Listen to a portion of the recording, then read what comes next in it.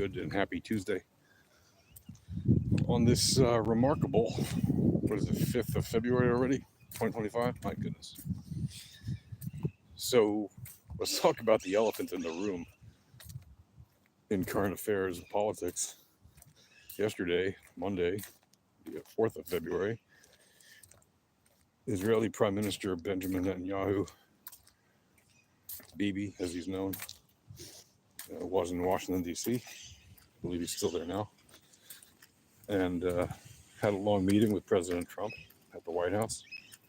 And at the end of the meeting, they had a press conference. And in that press conference, President Trump, the 47th president of the United States, announced that he was proposing a new plan to end the conflict between Israel and Gaza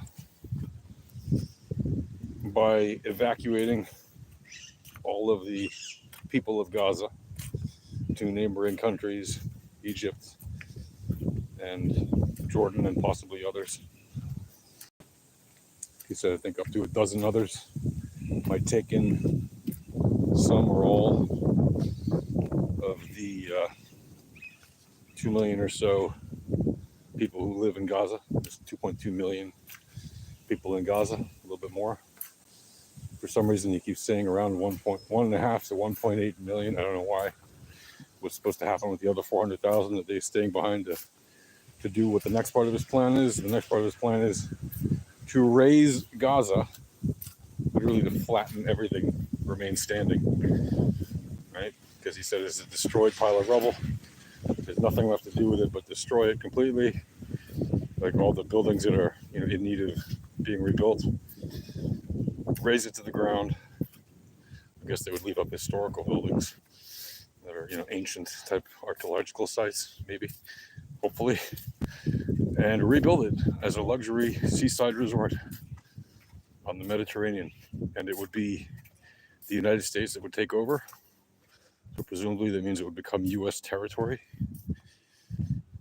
And then, well, that would pretty much end the war because the U.S. would be in charge and there would be no forces hostile to Israel constantly shooting rockets at Israel and constantly launching terrorist attacks at Israel from Gaza. Of course, people are naturally going to protest against this if they're, against this idea. Being here in northern Israel, I can tell you, it certainly is a first that a sitting president would propose such an idea.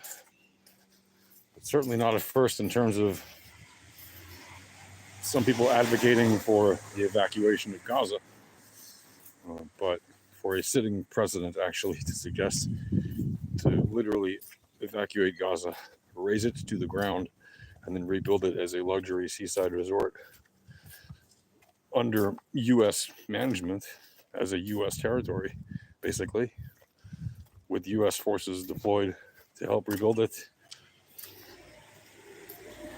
or to manage it while it's being rebuilt, I guess, by contractors. That's a very novel idea. Whether you support the idea or not, it's definitely a first. There are short-term and long-term consequences to consider, right? For Israel and for the Palestinians, right? I mean, for the Palestinians, like whether you like this idea or not,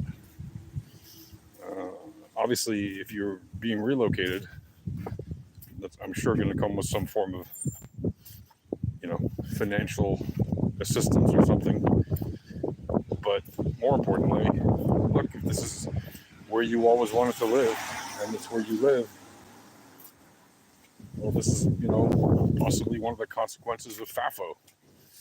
You mess around, you fudge around, you find out how many years have people in Israel been telling the people of Gaza, stop attacking us, there will be consequences. And the people that lead Gaza or mislead Gaza, unfortunately, refuse to just calm the F down be realistic about the world that they live in, and understand that for every action there are equal and opposite reactions. You can't say that you're losing a war and crying for assistance and that you're suffering a genocide and then come out at the end of the fighting, temporary as it may be, with the ceasefire, and then brag that you won the war and parade hostages around on stage like some kind of trophy when you release them in signs that declare Nazi Zionism, while your books are literally Nazi ideology, your books in your schools, and you literally maintain the Nazi ideologies, and you are the modern day Nazis, right? If you're in Gaza, or if you're from Gaza, this is not, you shouldn't be surprised. This is the consequence, right? Whether it happens or not, the fact that a sitting president even suggested the idea out loud should be enough of a wake-up call to people in Gaza to recognize there's no winning here. You lost, dear people of Gaza. This is the price of your actions, and whether you're going to ever get that defeat kinetically or not is really moot if the U.S. does in fact take over Gaza and everybody is evacuated from there. You will have lost, right? That will be an undeniable fact if it happens. But I'm the kind of person that always hoped for peace between our neighbors and ourselves, prosperity between our neighbors and ourselves. But some people are just so extreme that they're not willing to ever get off down from their tree. And it leads them to these kind of devastating consequences that lead to potentially historic changes in the region.